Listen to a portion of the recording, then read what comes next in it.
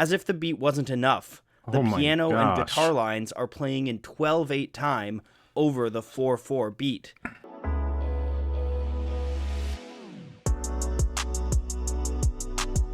What's up, YouTube? SalvoG here. Welcome back to another Led Zeppelin reaction video.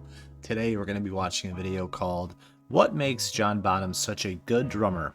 And this is from the channel Polyphonic. If you want to check this channel out, go ahead and do so. I'll link the video down below in the description, so don't forget to head over to this video as well and drop a like on it. But we're going to watch this together. You guys, I probably will have some questions, so feel free to answer them in the comment section down below. And more importantly, I hope you guys are having a great day. Hope you have a nice long holiday weekend and you enjoy it with your loved ones. But without further ado, let's go ahead and jump into this. Led Zeppelin stormed onto the music scene in 1968. Their raucous take on rock and roll redefined the genre and made them the biggest band on earth for the better part of a decade. Though every member of the band was musically gifted, there was one who laid down a rock-solid foundation for the group to grow on. Ask anyone in the band where their powerful sound came from, and they'd all give you the same answer: drummer John Bonham. Let's take a look at what made Bonzo such a force behind a drum kit. Cool. So where did he get the Bonzo nickname? Just a play on words, or was it somebody specific that started calling him that? I wonder. You guys probably know.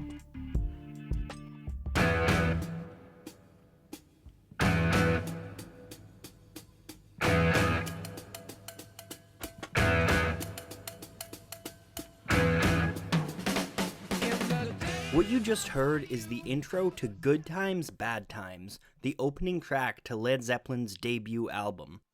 For most of the world, this song was their introduction to John Bonham, and from the first listen, his style was evident. Listen to the bass drum throughout the song. Instead of playing the bass clean on every beat, Bonham accents the beat with triplets, which spices up the rhythm. A triplet is a grouping of 3 notes played within the length usually assigned to 1. Let's give it a listen. Now I've reached that age, I've tried to do all those things the best I can. Yeah, that's really cool. See Very how he good adds flair detail to the drum beat by breaking up the rhythm with these triplets? Yeah. This kind of groove isn't new, mind you. Bonham was heavily influenced by jazz musicians like Gene Krupa and Buddy Rich. It's just that not many drummers had applied this to a rock context. Where are these two gentlemen from? Some classic musicians here. Comment down below if you can identify these two gentlemen. Until Bonham came along. From what group they were in, that is. Let's give a listen to Satisfaction by the Rolling Stones. Okay. This track was released in 1964, I've never 4 heard of years Rolling before Stones. Zeppelin hit the scene.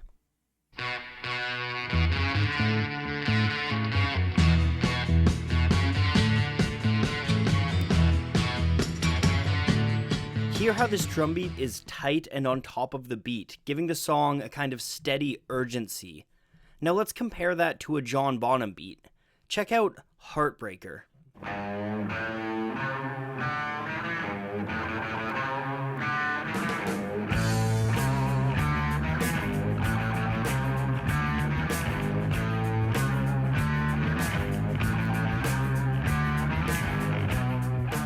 Notice how Bonham plays around with his bass drum, throwing in little accents and just changing the flow of the bar. It's this kind of laid-back rhythm that really helps the band gel with each other and get into a particular kind of groove. Bonham got the idea for these syncopated grooves by listening to a lot of funk music, especially James Brown. This kind of drumming is Funk impressive music. enough on its own, but to truly appreciate John Bonham's greatness, we need to look at the way that he worked with his band. Ron Nevison was an Let's get into engineer that. who worked on several Zeppelin albums. He said that part of what made the band work so well was the way that Bonzo played along with guitarist Jimmy Page. They had a special The connection, essence huh? to me of the whole Zeppelin thing was John Bonham following the guitar. he would take the riff and he would make that his drum part. Instead of just doing it 4/4 and getting with the bass player, he got in with the guitar player. Getting in with the guitar... I'm assuming like the riff and all of that stuff came first, and then Bonham would come in afterwards, and the drums would be laid over the riff, obviously. So one question I don't remember if I've asked it before is, do the lyrics often come before the arrangement and the music, or is it the opposite, or is it a mixture sometimes? I can't remember if I identified that answer. I can't recall. Our riff helps tighten up and energize Led Zeppelin's sound. Listen for it here in the Immigrant Song. Ooh.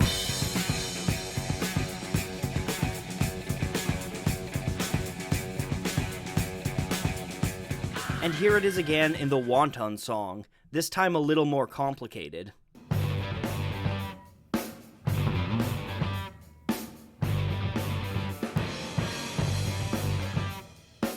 And we'll give you one more example with When the Levee Breaks.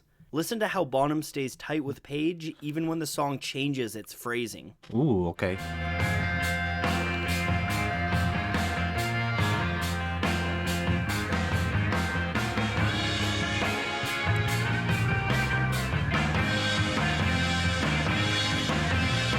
Wow. That is actually really neat. This is so well done.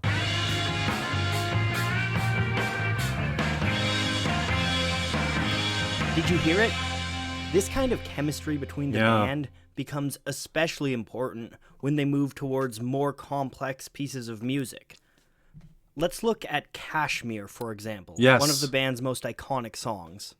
So the drum beat of this song is in 4/4 time, meaning that there are 4 beats to a bar and a quarter note is worth 1 beat. 4/4 time is a pretty standard time signature used in a lot of music, especially rock. However, on top of Bonham's steady 4/4 time, the string and guitar are playing in a 3/4 feel, meaning that there's only 3 beats to each phrase. As a result, the drum and string phrases only sync up on the strong beat once every 12 beats. Let's give it a listen.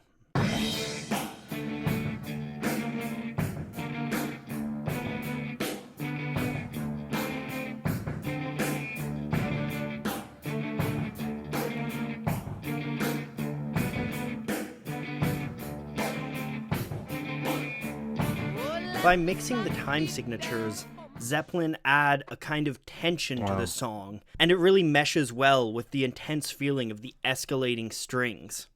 In order to do these kind of time signature tricks, the band needs to be rock solid with their rhythm, which comes from Bonham.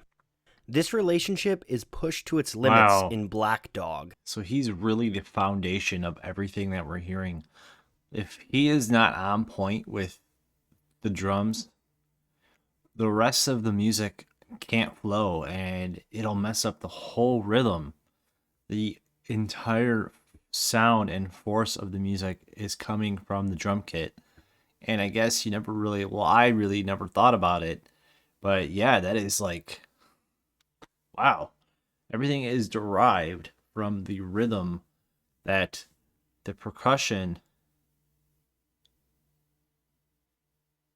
emulates. It's incredible. Like, the song doesn't go. It's like the engine. And then the guitar, the bass, and the vocals are the oil. Really cool. The song is an acrobatic exercise in time signatures and phrasing, but it keeps a steady rock feel throughout, thanks to Bonham. One of the most interesting parts of the song is the pre-chorus. Okay.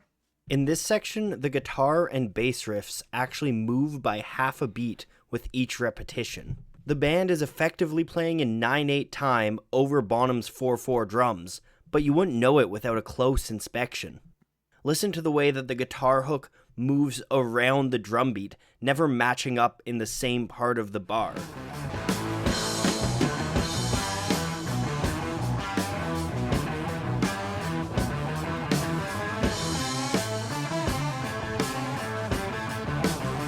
you hear the way that the guitar and bass became out of sync with the drums? It can almost sound sloppy if you don't realize that every member of the band is working meticulously as a tight unit to create this.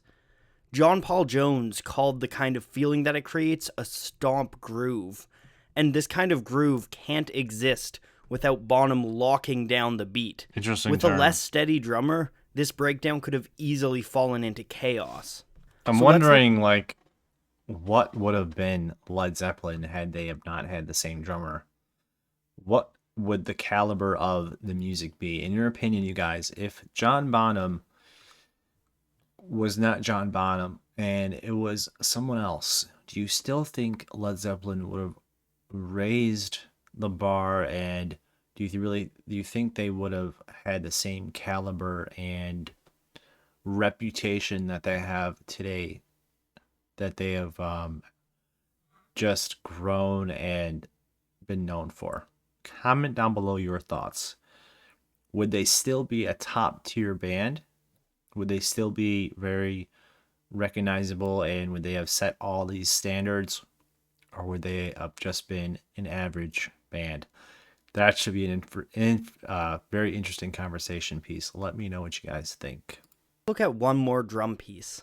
Fool in the Rain is hands down Fool my in the favorite Rain. Bonham beat, and it's absolutely incredible. There's a lot going on in this beat, so let's see if we can't break it down. So first of all, the beat is polyrhythmic, meaning that there are two different rhythms happening simultaneously. One of the rhythms comes from the hi-hat, where Bonham lays down steady triplets, opening and closing the hats for emphasis on certain notes. He complements this with ghost notes on the snare, notes that are barely audible and more meant to provide a feel to the song than anything else.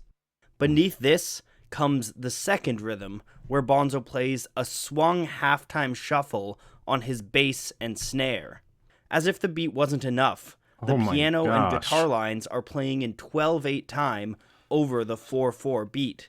This gives a syncopated triplet feel to the song that's impossible not to get with. Let's give it a listen.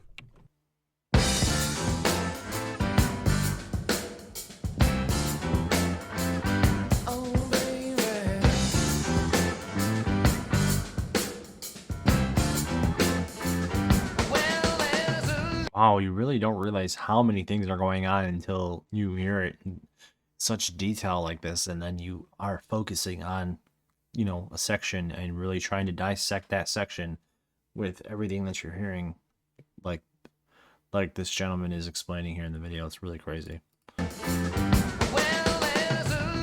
John Bonham was a truly one-of-a-kind drummer, and his steady foundation helped Led Zeppelin do incredible things musically. Even in this video, I've only begun to scratch the surface of Yeah, no what kidding. made him such a great drummer. So next time you're spinning Zeppelin, listen a little closer to the drum.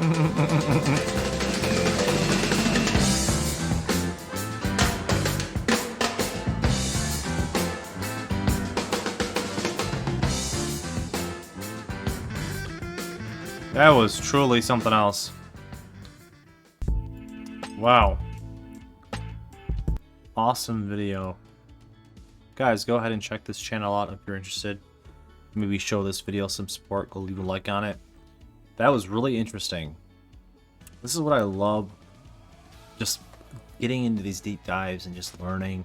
Whether it's, a little bit or a lot, and if it's something that I'm not familiar with or I can't fully understand, I still like to hear and have things explained to me, and at least start to scratch the surface of trying to understand it fully, which will take a long time obviously, but this was a really good introduction video, and it really just kind of dissected how important the drums are, and in being a foundation of any song and any group really, and the importance of John Bonham with Led Zeppelin and why they are so iconic.